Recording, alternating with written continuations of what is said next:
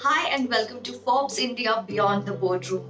This is Ushnata Paul, your host. This is a show where we have esteemed guests from all kind of fields, from successful businesses to films to sports, but we don't talk about their profession. We talk beyond that. How are they as people when they're not negotiating a multi-crore deal inside the boardroom or when the camera is off? We find out about their lives beyond that. Hailing from Silvassa, a town from the Indian Union Territory, Dadra and Nagar Haveli, today's guest did his engineering and MBA from Mumbai. He went on to work for companies like Bharti Airtel and Hopper and then started his own venture, Dunzo, in 2014. We have with us today the CEO and co-founder of Dunzo, Mr. Kabir Biswas. Kabir, thank you so much for coming on the show, especially because you are famously known for not talking at all about your personal life and you're very introvert as a person. So thank you so much for doing this and coming on my show. Very, very good to catch up with you, June. I'm born in June. So yeah. Awesome. You have a lot in common already. So Kabir, what I gather is that you are a sort of a fitness freak who goes running and cycling every day. What's the fitness regime like? So I'm a single kid, and dad unfortunately was really, really sick when I was in my teens, and he passed away early. And it was largely because of diabetes and stuff like that. I then went to start work in about when I was 23, 24. And by the time I was 30, I was about 90 kgs, 92 kgs. And so I just put on a lot of weight. I think emotional eating is like a real thing with kids from the 80s. And I don't think there's enough literature around it. But yeah, it was just one of those things that, you would take care of yourself with eating. When I turned 30, I was like, if you really want to be able to live better and live healthier, is when I started running first. That was the first thing. After 2 years of running regularly, etc., then I was like, just running every day is not cutting it. So then about a couple of years back, I started cycling. A friend of mine helped me buy my first cycle. That's actually the only cycle that I have. He is into cycling. And so I started doing that. And then 12 months back, then I started picking up weight training also. So it's 2 days of running, 2 days of cycling, 2 days of weight training in a week, and 1 day break. And I think the best thing about working out has been that it's very meditative after a point. It really goes ahead and puts you into a place where you're able to think about really difficult things that you might have gone ahead and pause thinking about. And honestly, some of my best ideas at Dunzo have come because of being able to just have the discipline of being able to get out and do this. And I think there's this small thing that exists, and I used to be really, really big. I was this big, I think. And at that point, you always wonder as to how, if you work out, you're going to have lesser energy, and that's the reverse of it. So today, I think, is the first day of summers in Bangalore, and you can feel it. And so on your first day of summers, and a lot of Bangalore houses don't actually have air conditioning. Because the weather is great for about 10 months of the year. And so we don't have air conditioning. And so I got up a little tired. And but then I went out for in Mumbai, so I don't relate at all. Bombay's got only 3 weathers, right? Hot, very hot, very, very hot. Yeah. I read this about 20 years back. I was like, it's the weather is actually one of the reasons that I moved to Bangalore from Bombay. And so I just went cycling, and just it changes your day after that. It just gives you a lot more energy. So I think it's been the most life-changing thing. This is an amazing story, and I think the viewers who are watching, if any one of them are going through this phase where they want to transform their body and looking for motivation, I think this is quite motivating for them, because you said from 90 kgs to what you're looking at Kabir right now. I'm sure this has been a journey, and I would take this opportunity for you to actually give maybe some sort of a tip or like something for people who are actually in that phase right now and they want to make that transformation. So I'm terrible at giving advice, and I think it's honestly what works for people, right? I think though the big thing that you end up picking up is that if you want to go ahead and make a change in your life, nobody else can do it for you. So like I realized no trainer helps, no classes helps, nobody at home telling you 5 times a day helps. And life's long, so you want to be able to live it in a fashion that you're healthy. Because that and hopefully reading and music, those are the 3 things that that you want to be able to have in your life. To be able to just be able to, have a little bit of self-containment. Right. I have heard of this crazy story that happened at an event once. So for our viewers who don't know what I'm talking about, I'll give you a little brief. Apparently there was a event that was going on at a 5-star hotel. Kabir was there, and then the Q&A started, and then a girl stood up, and then I think she said something in the lines of, "I want to kiss you," and obviously Kabir was like really surprised, and so was like the rest of the people in the audience. So she was asked, "What do you mean?" And then she said, "No, I want to kiss you because you saved my dad's life. Danzo saved my dad's life because one day we needed, I think, a very important medicine, and Danzo helped deliver that." So, Kabir, do you remember that incident, and would you like to tell our viewers about it a little? So our team was in the audience, 2-3 people. They will not let me forget it. It's the whole business has been built out of, because I told 3 people in Bangalore that I have this idea, and then they just kept telling each other. And I remember just our small MVP on WhatsApp got to like 10,000 people. And we've just been one of those businesses, we'll be very honest, saying, this can happen. If it can't happen, we'll tell you upfront, right? And if something goes wrong, we'll go ahead and just own up to it, right? And just the feedback from consumers because of something like that has been overwhelming. I agree, it's overwhelming, but you don't listen to something like this on a daily basis. This was a one-off situation. What was your reaction when you were standing on that stage and someone said like that, and everyone burst out laughing, hearing this story? I just blushed and kept quiet. I was like... It was, I think, medicines for your father. It was medicines for somebody at like 2 in the night or something, right? And I'll be honest, it's a 24/7 product. Our attempt is to go ahead and show up for consumers every time they need it. And honestly, like if you get out into forums, etc., the amazing thing is that everybody, more than us, our consumers have war stories about how they have used the product.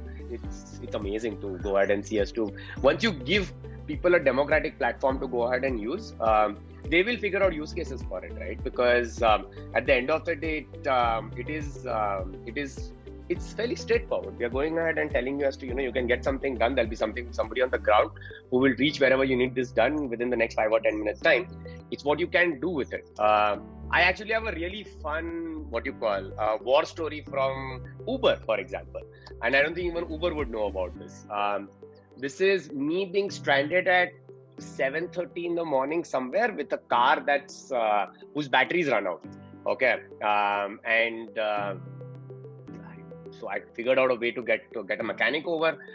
So a mechanic comes over, but they don't have the battery for it to be able to jumpstart it. So I didn't know it was a jumpstart issue. I just called a mechanic, and so they came over and they said that we need to jumpstart this. I was like, nobody has a battery here. So what we did at that point was I booked an Uber, put the pickup location as where I was standing, and then drop location somewhere further away. Told the Uber driver to come, and we used his battery to be able to jumpstart my car. I think these are very engineering college jugards. I think nobody talks about it, but you learn it in engineering college somewhere in the hostel to do these kind of jugards. I think so. Engineering and sales, I think, right, are a little bit of life colleges. And so I don't know just about engineering. I'm sure everywhere else also it is, right? But they just give you life skills. Something that I don't necessarily think school education does, because I think also culturally we are more protected, and parents generally tend to take care.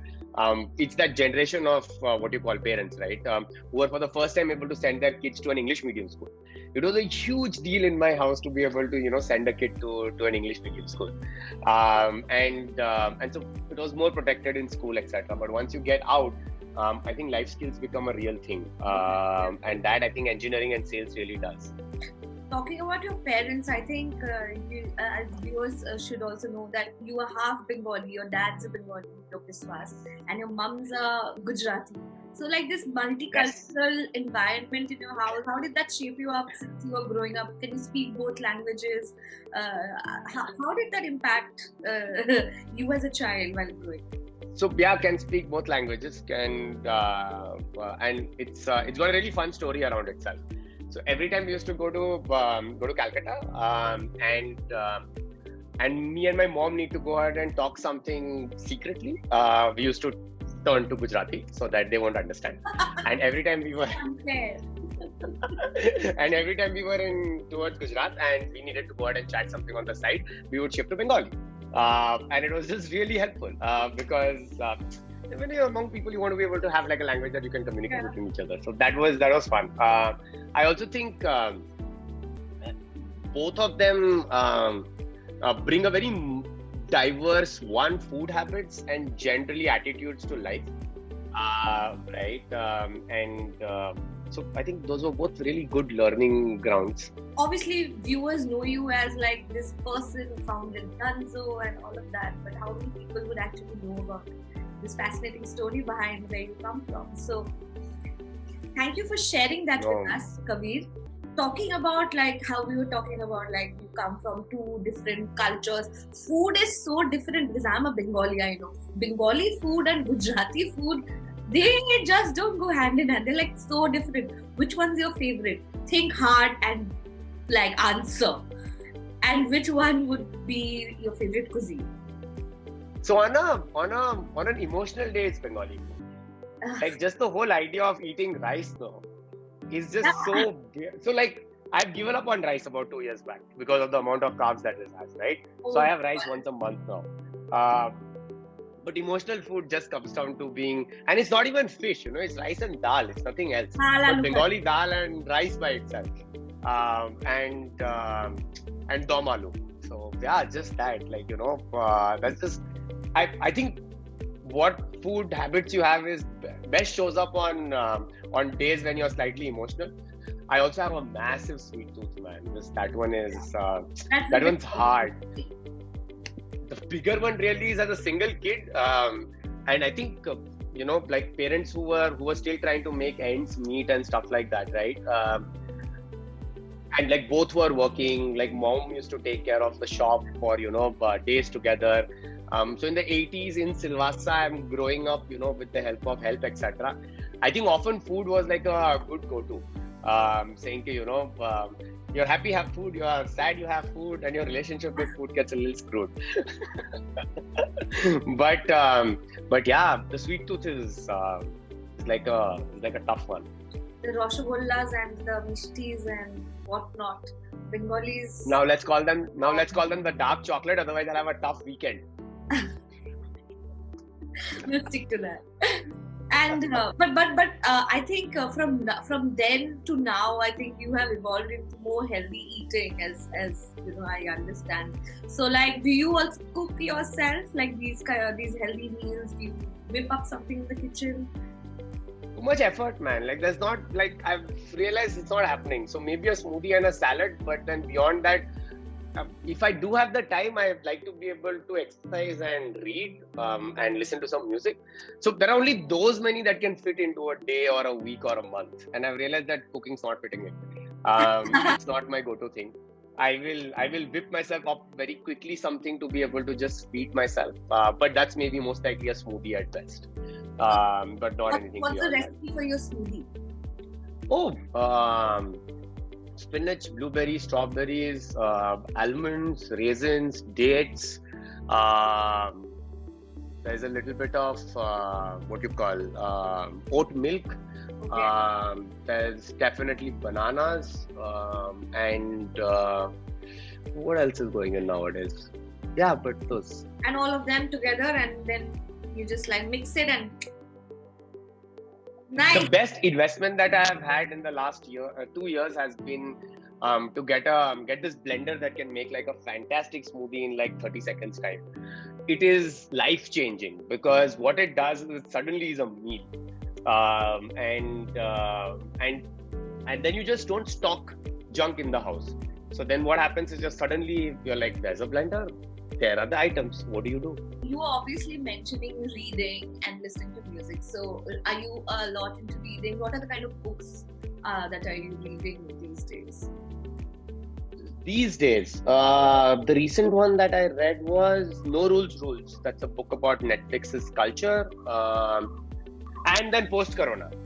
That's the one that I'm reading. And I'd love to read fiction. But the point really is that you're trying to fit in reading into I get up early in the morning and try and find like about 45 minutes of reading time every day in the morning. Wow. It doesn't happen every day. Like you have to get up at 4:30 to be able to find reading time, otherwise it's not happening. So I try, but it doesn't happen every day. So you're living with 45 minutes to an hour. What do you want to fit in? Something that can most likely help with running this better, or so yeah, you're making choices. It's a prioritization thing. Generally like Kindle, or you still prefer the hard paper? I love physical books, man. I can't. Like, I have the Kindle right in the back, but it's just a travel device. Love physical books. Right. So, what would be Yeah. your all-time probably favorite author and all-time favorite book that you just can't get enough of, or you go back to? So I don't go back to it, but when I was young, I used to read a lot of fiction, right? So I loved reading Perry Mason's books. They were just, and I don't know if you have read them. I think I've read at least 10 Shakespeare's plays, and I actually really, really like those. So you like the fun and the crime and all of that all together. Yeah, like a lot of the reading now is an occupational hazard. Let's be honest. Sad. Building companies, etc., needs you to want to understand as to why companies have grown up to be the way they are, why people's behaviors or motivations in a work environment tend to be the way they are. And if you want to build something that's going to last for the next 10 years or 20 years, you need to be able to know as to what the genesis of us getting there has been. There's this really great book that's come out of Bain Consulting. It's called Founder's Mentality. Very interesting, right? And it doesn't talk about the singular founder's mentality. It talks about as to how you can go ahead and inculcate that across an organization, and as to what benefits it can have if you are able to achieve that. So yeah, now I think a lot of reading is that. It's like a workflow. Nice. And when we talk about reading these days, I think podcasts can't be left far behind, because that has like really gained momentum, and everyone is into podcasts these days. And I hear so are you. So which kind of channels that you most listen to? So I listen to podcasts just to be able to have something for light listening. So there's one that I picked up, and that was the reason why I got into podcasts also, was actually Cyrus Says. I don't know if you know, Cyrus Brocha has a podcast, and Cyrus Brocha is basically epic for a 90s kid. It's a really, really fun, random podcast that that talks about everything under the world and how Cyrus used to be. And so it's him. Michael Lewis does one more. It's called Against the Rules. As well as one more called Reply All. And what are the 3 things you would say, Kabir, that you just can't live without on a daily basis? Or make it 5. 5 things. Achha, you are like a saint.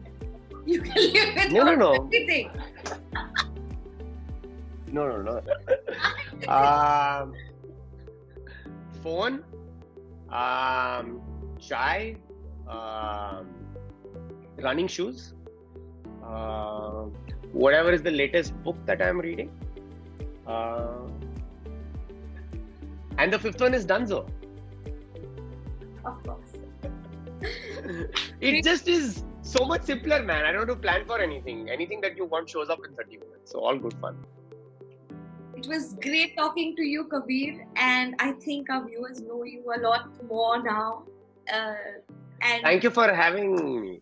it was a pleasure. I'll see you guys again in the next episode of Forbes India Beyond the Boardroom. Thank you for watching.